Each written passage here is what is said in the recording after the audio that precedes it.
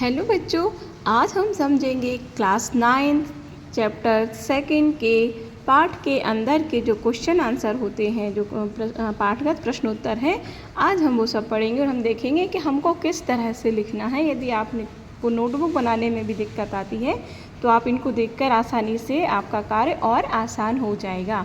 तो बेटा class 9 chapter 2 के क्वेश्चन हैं। सबसे पहले पदार्थ से आप क्या समझते हैं और समांगी और विषमांगी मिश्रण में अंतर। तो पदार्थ क्या होता है बेटा, देखिए इधर लिखा हुआ है, वे सभी वस्तुएं जो स्थान घेरती हैं तथा जिनका द्रव्यमान होता है पदार्थ कहलाती हैं, जैसे दूध, वायु, मेज, कुर्सी, कलम आदि। यानी कि हम पदार्थ किसे कहेंगे, वे सभी वस्तुएं जिनमें कुछ ना कुछ द्रव्यमान होता है और जो कुछ स्थान घेरती हैं वो क्या कहलाती हैं बेटा, वो कहलाती हैं पदार्थ। अगला क्वेश्चन था हमारा, समांगी और विषमांगी मिश्रण में क्या अंतर है। तो समांगी मिश्रण और विषमांगी मिश्रण, इनको हम डिफरेंस करके लिखेंगे। तो जो समांगी होता है, समांगी मतलब समान अंग। मिश्रण कब बनता है, जब कोई दो घटक विलेय या विलायक आपस में मिलते हैं तो वह मिश्रण बनता है, विलयन बनता है। ठीक है, तो जिनका संगठन समान होता है वो समांगी मिश्रण कहलाते। सम मतलब समान, तो इनका संगठन जो होता है वो समान होता है।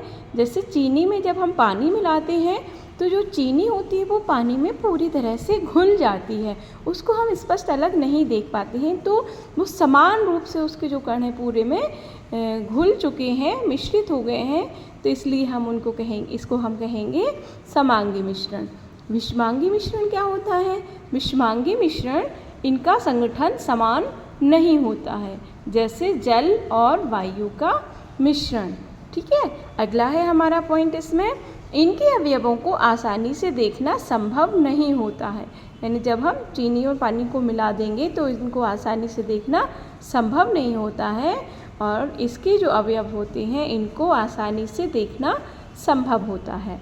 अगला है हमारा, इनके अवयव जो होते हैं, इनके अवयवों के मध्य कोई स्पष्ट सीमा नहीं होती है। चीनी पानी या चीनी नमक जब मिल जाता है तो कोई सीमा रेखा नहीं होती है, लेकिन विषमांगी मिश्रण जो होते हैं, जैसे तेल में जल का मिश्रण, तो जो तेल में जब हम जल मिलाते हैं या जल में तेल मिला देते हैं तो आप देखते हैं एक लेयर बन जाती है दोनों पे, जिसमें हम स्पष्ट रूप से बता सकते हैं कि कहाँ इसमें तेल की बूंद है या जल में तेल डालेंगे तो वो स्पष्ट आपको अलग से दिखता है।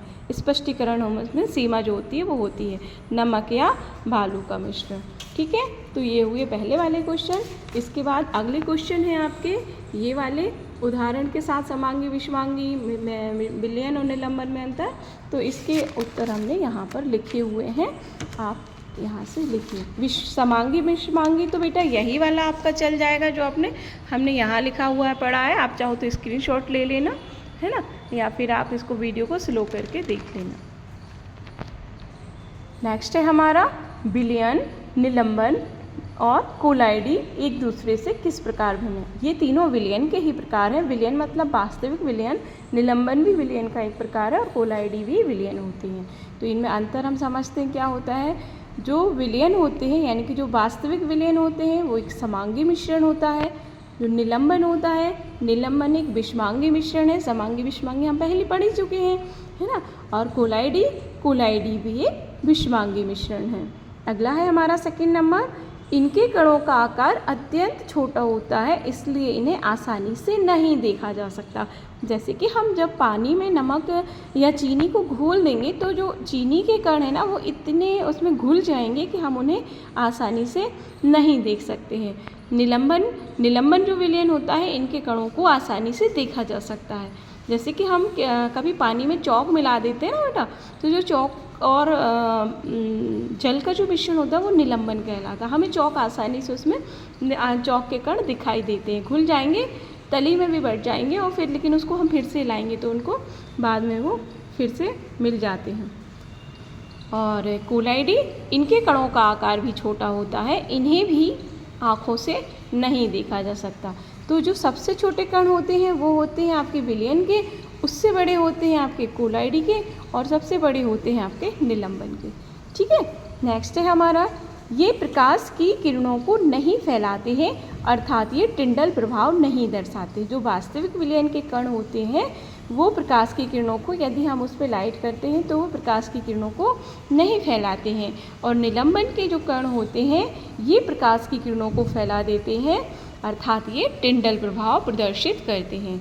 कोलाइडी विलयन, कोलाइडी के कण भी टिंडल प्रभाव प्रदर्शित करते हैं। टिंडल प्रभाव मतलब प्रकाश की किरणों को फैला देना।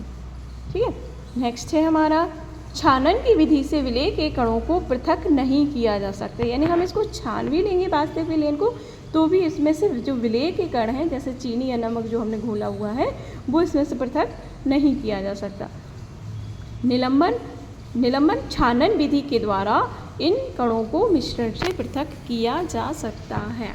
ठीक है, नेक्स्ट है हमारा कोलाइडी का। तो कोलाइडी के कणों को भी छानन विधि द्वारा मिश्रण से पृथक नहीं किया जा सकता, परंतु अपकेंद्रीकरण तकनीक से पृथक किया जा सकता है। इसके जो कोलाइडी के कण होते हैं, अपकेंद्रीकरण का मतलब होता है केंद्र की ओर। जैसे कि हम जब दही मथते हैं ना, दही मथने की प्रक्रिया होती है मशीन में या जो मथनी में, तो उसमें जो मक्खन का ऊपर निकल के आता है ना बेटा, वो अपकेंद्रीकरण कहलाता है, केंद्र की ओर आता है, वो सेंटर की ओर आता है, इसलिए इसको क्या कहते हैं ना बेटा, अपकेंद्रीकरण कहते हैं। ठीक है, ये क्वेश्चन हो गया। अगला क्वेश्चन इसमें था एक संतृप्त विलयन बनाने के लिए 36 सोडियम क्लोराइड मतलब NaCl को 100 ग्राम जल में 293 केल्विन पर घोला जाता है, तो इस पर इसकी सांद्रता प्राप्त करें। यानी हमें क्या ज्ञात करनी है, हमें सांद्रता ज्ञात करनी है। सांद्रता ज्ञात करने के लिए हमें सांद्रता का फॉर्मूला पता होना चाहिए। तो सांद्रता का फॉर्मूला होता है सांद्रता बराबर विलेय पदार्थ का द्रव्यमान बटे विलयन का द्रव्यमान इंटू 100। विलेय पदार्थ मतलब जो घोला गया है, और विलयन घोलने के बाद जो हमें विलयन मिला। तो इसमें क्या घोला गया है बेटा, 36 ग्राम सोडियम क्लोराइड। ठीक है, तो विलेय के पदार्थ का द्रव्यमान कितना था, 36, और विलयन का द्रव्यमान। अब विलयन का द्रव्यमान कैसे निकालेंगे, विलयन कैसे बना, जब कोई विलेय किसी विलायक में घोला गया। तो विलेय कितना था, 36, विलायक का मान कितना था, 100 ग्राम। तो 100 ग्राम जल था, उसमें हमने 36 ग्राम NaCl डाल दिया। NaCl मतलब नमक। तो ये कितना हो गया आपका 36 + 100, यानी कि ये हो गया आपका 136। ठीक है, तो ऊपर 36 ग्राम अपॉन 136 ग्राम इंटू 100, ये फॉर्मूला वाला 100 चल रहा है। इसको जब हम सॉल्व करेंगे तो ये हमें मिलेगा 26.4%। तो सांद्रता का प्रतिशत इसमें कितना हुआ, 26.4%। ठीक है ना बेटा, समझ आया। चलिए अगला क्वेश्चन है हमारा, निम्न को भौतिक और रासायनिक परिवर्तनों में वर्गीकृत करें। यानी कि आपकी बुक में ये परिवर्तन दिए गए हैं, घटनाएं दी गई हैं, ये बताना है हमको कि ये कौन सा परिवर्तन है। हमने 2 परिवर्तन पढ़े हैं, भौतिक परिवर्तन और रासायनिक परिवर्तन। तो भौतिक परिवर्तन बेटा क्या होता है, भौतिक परिवर्तन जिसमें कोई नया पदार्थ नहीं बनता है, और रासायनिक परिवर्तन में एक बार परिवर्तन होने के बाद नया पदार्थ बन जाता है। भौतिक परिवर्तन में एक और अंतर ये है कि भौतिक परिवर्तन में पदार्थ पुनः अपनी पूर्व अवस्था में आ जाता है, लेकिन रासायनिक परिवर्तन एक बार संपन्न होने के बाद उसे पुनः पूर्व अवस्था में नहीं लाया जा सकता। तो ये इसमें मेन डिफरेंस होता है। अब हम देखेंगे कि कौन सा जो घटना है वो कौन सा परिवर्तन है। तो जो पेड़ों को काटना है, पेड़ों को काटना बेटा रासायनिक परिवर्तन के अंतर्गत आता है, क्योंकि एक बार पेड़ों को काटने के बाद दोबारा उन्हें पौधे मतलब वो उसमें नहीं बन दोबारा पेड़ उनको नहीं बनाया जा सकता है। अलग से लगाना वो एक बात अलग होती है, अलग से लगा देते हैं तो, लेकिन उसे पुनः अपनी अवस्था में प्राप्त नहीं किया जा सकता है। अगला है मक्खन का एक बर्तन में पिघलना। मतलब मक्खन एक बर्तन में पिघलेगा तो घी बन जाएगा, लिक्विड हो जाएगा, और उसे फिर से हम जमा सकते हैं तो वो फिर से मक्खन में चेंज हो सकता है। इसलिए ये जो परिवर्तन है इसमें कोई नया पदार्थ नहीं बना है ना, तो ये परिवर्तन आपका कहलाएगा भौतिक परिवर्तन। ठीक, नेक्स्ट है आपका अलमारी में जंग लगना। अलमारी में जंग लगना तो सिंपल है, रासायनिक परिवर्तन। जंग लगना जब भी कहीं भी क्वेश्चन कोई पूछता है, जब भी जिस पदार्थ में परिवर्तन जंग लगेगी वो हमेशा रासायनिक परिवर्तन के अंतर्गत ही आता है, क्योंकि एक बार किसी वस्तु में जंग लग जाएगी तो उसको हम पुनः प्राप्त नहीं कर सकते, वो नष्ट ही हो जाएगी। तीसरा है पानी का उबलकर बाष्प बनना। पानी उबलकर बाष्प बनेगी तो बाष्प को हम संघनित करके उसको फिर से पानी बना सकते हैं, जल बना सकते हैं, इसलिए ये किसके अंतर्गत आएगा, ये आएगा आपका भौतिक परिवर्तन। ठीक है। नेक्स्ट है हमारा विद्युत तरंग का जल में प्रवाहित होना तथा उसका हाइड्रोजन और ऑक्सीजन गैसों में विघटित होना, ये तो पूरी तरह से रासायनिक परिवर्तन होगा। ठीक है। नेक्स्ट है आपका जल में साधारण नमक का घुलना। जल में साधारण नमक घुलेगा तो उसके बाद उसको क्रिस्टलीकरण के द्वारा फिर से प्राप्त किया जा सकता है, इसलिए ये परिवर्तन जो है हमारा आएगा भौतिक परिवर्तन। ठीक है। नेक्स्ट है आपका फल से सलाद बनना।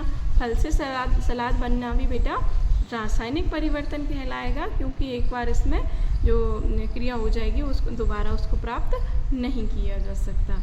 अगला है हमारा लकड़ी और कागज का जलना।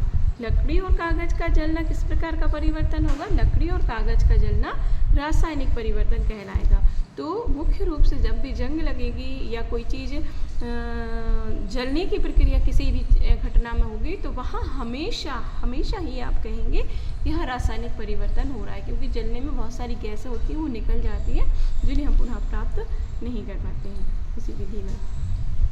ठीक है।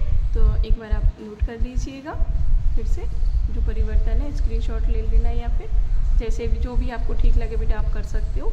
आप अपनी नोटबुक भी इस तरह से तैयार कर सकते हो, यदि नहीं की है या कोई दिक्कत आ रही है किसी भी क्वेश्चन में तो सारे क्वेश्चन आपको सॉल्व करके मैंने खुद से ये आपको दिए हैं। अगला है आपका अपने आसपास की चीज़ों को शुद्ध पदार्थों या मिश्रण से अलग करने का प्रयत्न करें। यानी हमारे आसपास ऐसा क्या क्या होता है जिन्हें हम शुद्ध पदार्थ या हम मिश्रण कह सकते हैं। तो हम अपने आसपास शुद्ध पदार्थ के रूप में क्या देखते हैं, शुद्ध पदार्थ की यदि कोई आपसे परिभाषा पूछता है तो हम कहेंगे वे पदार्थ जो केवल एक ही प्रकार के तत्वों से बने होते हैं या जिनका एक निश्चित जो होता है ना, जैसे यौगिक होते हैं उनका निश्चित अनुपात होता है। यदि एक से अधिक बने तो उनका जो अनुपात है ना वो हमेशा निश्चित होना चाहिए।